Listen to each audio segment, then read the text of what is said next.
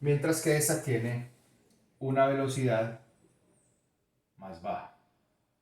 Velocidad es igual a distancia sobre tiempo. ¿Cierto?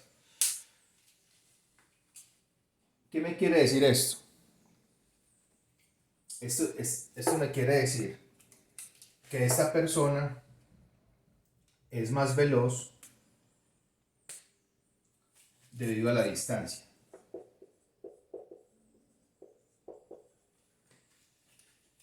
Y esta es menos veloz. Pero ¿qué pasa con esta? Y ahorita lo vimos en el ejemplo anterior. Esta palanca corta con un brazo de potencia menor que este, perdón, un brazo de resistencia menor que este, esta persona tiene que hacer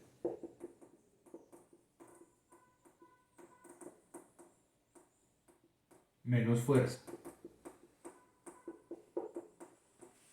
ante el mismo peso. Ahorita les dije, vuelvo y hago el dibujo. Este es el de corto y este es el de largo, ¿cierto? Entonces, por lo que les expliqué ahorita, esta persona tiene que hacer menos fuerza que esta para levantar el mismo peso. El azul, el de brazo de resistencia corto, tiene que hacer menos fuerza. O sea que el de brazo de resistencia corto tiene que hacer menos fuerza, o sea que es más fuerte. Que es más fuerte. ¿Por qué es más fuerte? Porque si tiene que hacer menos fuerza el de brazo de resistencia corto que el de brazo de resistencia largo, podemos decir que es más fuerte. Me explico. Ambos levantan 10 kilos, ¿cierto? 10K. Y este desarrolla, como vimos ahorita, una fuerza de 200 newton y el rojo desarrolló una fuerza de 300 newton para el mismo peso, suponiendo que el bajito, porque la fuerza muscular no está condicionada por la estatura, sino por el ancho o la distancia transversal del músculo. Entonces el bajito fácilmente también me puede desarrollar 300 newton. O sea, porque la fuerza muscular no está condicionada por la altura.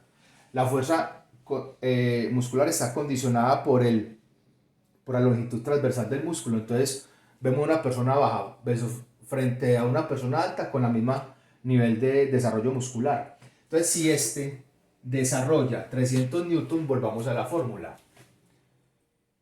Brazo de potencia, recuerden que era 2 centímetros por potencia, que era 2 centímetros por potencia 300 newton, es igual a brazo de resistencia, que ahorita habíamos dicho 40 centímetros por la resistencia.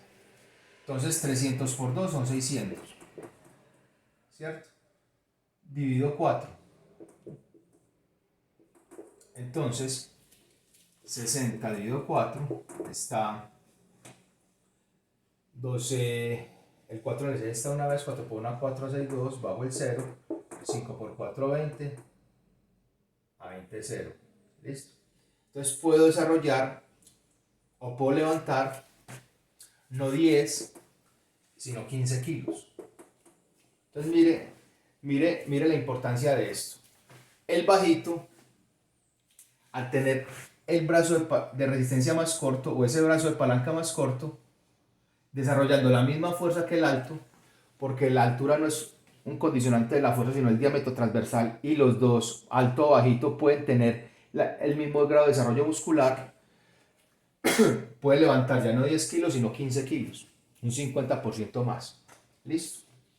Entonces, el bajito es más fuerte, y si fuerza, pongámoslo por acá, es igual a masa por aceleración, entonces el que es más pequeño desarrolla más fuerza porque su aceleración es muy grande. Y ya sabemos que la aceleración es el cambio de velocidad.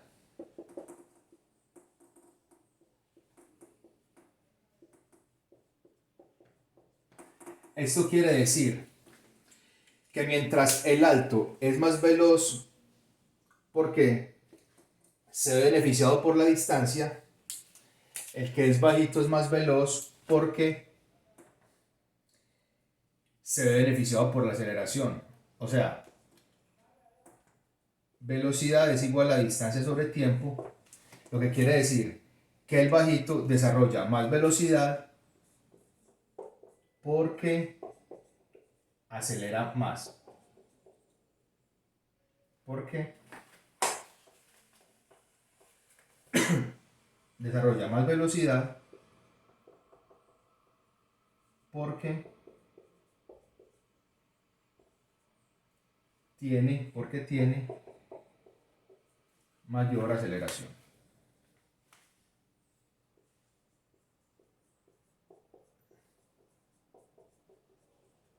Y esto lo vemos en la vida diaria en el deporte.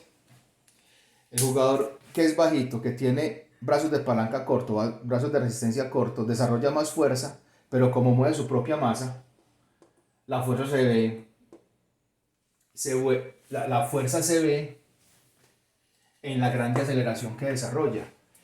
O sea que desarrolla grandes velocidades y esas grandes velocidades las desarrolla en espacios pequeños. O sea que el bajito es más veloz en espacios pequeños y el alto es más veloz en espacios amplios. Ejemplo Messi, ejemplo Agüero, ejemplo Tevez, ejemplo cuánta cantidad de jugadores bajitos haya, explosivos y veloces en espacios reducidos. A ver qué más jugadores bajitos que se puedan mirar ahí. Sí, Messi es el caso pues como más diciente. Entonces Messi es beneficiado porque tiene palancas cortas, brazos de resistencia cortos y una gran musculación. Es muy completo. Mientras que jugadores altos como Cristiano Ronaldo tienen brazos de palanca o brazos de resistencia largos y son veloces en espacios amplios. Es la diferencia porque el bajito, esa es la diferencia que dice que el jugador que es bajo respecto al alto es capaz de estar en su estado de reposo parado y cambiar su estado de inercia y empezar a acelerar. Entonces ahí se da la primera ley de Newton. La primera ley de Newton dice que si un cuerpo está en reposo, permanece en reposo a no ser de que haya una fuerza que lo mueva. Entonces el esqueleto está en reposo, pero las fuerzas musculares son capaces de moverlo y esas fuerzas musculares están beneficiadas por el brazo de palanca o de resistencia corto. O sea que esas fuerzas musculares mueven a su propio esqueleto y al mover su propio esqueleto van a desarrollar grandes aceleraciones de ese esqueleto, o sea, de su propio cuerpo. Entonces se cambia el estado de inercia de reposo fácilmente respecto o más fácilmente respecto al alto. Al alto le va a costar más cambiar ese estado de inercia porque sus brazos de potencia, perdón, sus brazos de resistencia y sus brazos de palanca amplios no lo favorecen a ello.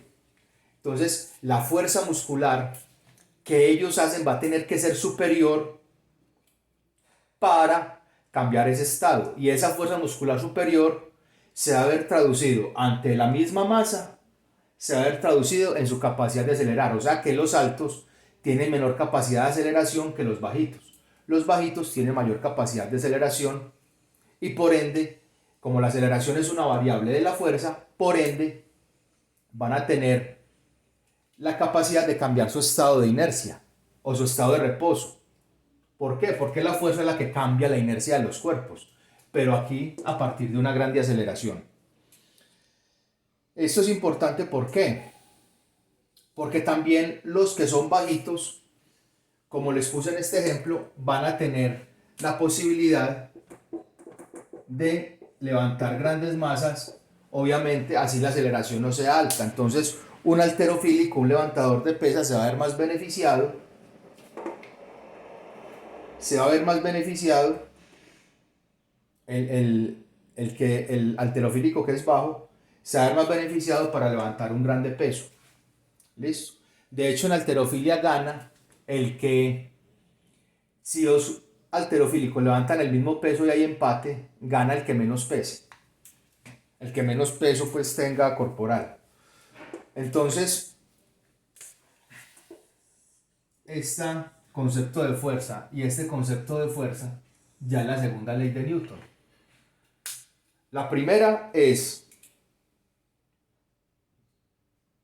con el estado inercial y la segunda es con que ante una misma masa, que es difícil que la masa cambie en un ejercicio, a no ser de que un cohete vaya desplazándose y vaya botando partes del mismo, ¿cierto?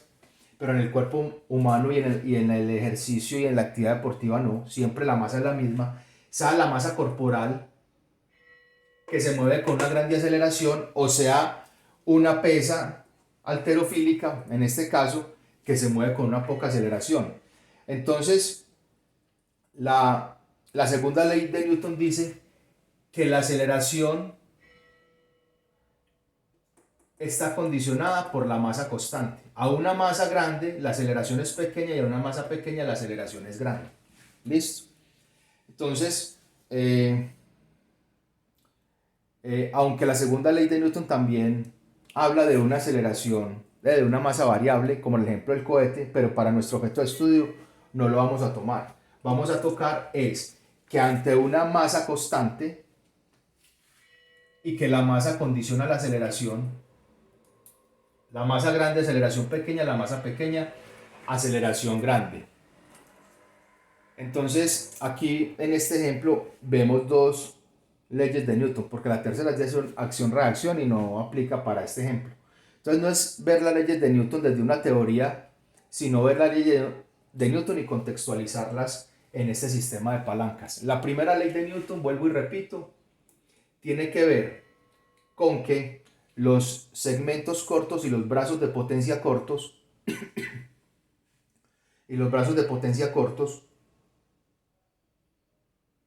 permiten que yo sea más fuerte o que la fuerza muscular a desarrollar genere grandes aceleraciones de mis propios segmentos corporales, o sea, que eso se traduce en que soy capaz de cambiar mi estado inercial de reposo estando parado a iniciar la carrera o el sprint, o soy capaz de desacelerar, o sea, puedo adquirir una velocidad constante y soy capaz de bajar esa velocidad, así sea alta, para desacelerando para volver a mi estado de reposo. Y dos, se ve traducido en esto, que puedo tener dos situaciones. Una masa pequeña como mi propio cuerpo, donde desarrolla grandes aceleraciones, y otra masa grande como una pesa, y entonces se desarrollan pequeñas aceleraciones, pero en sumatoria la fuerza muscular desarrollada es alta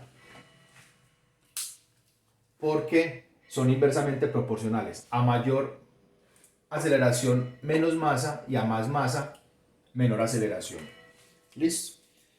Entonces quería pues como hacer este repaso de lo visto en clase, en la clase que hicimos en directo, para que vuelvan a retomar estas ideas ante las dudas establecidas. Voy a borrar para tocar otro tema.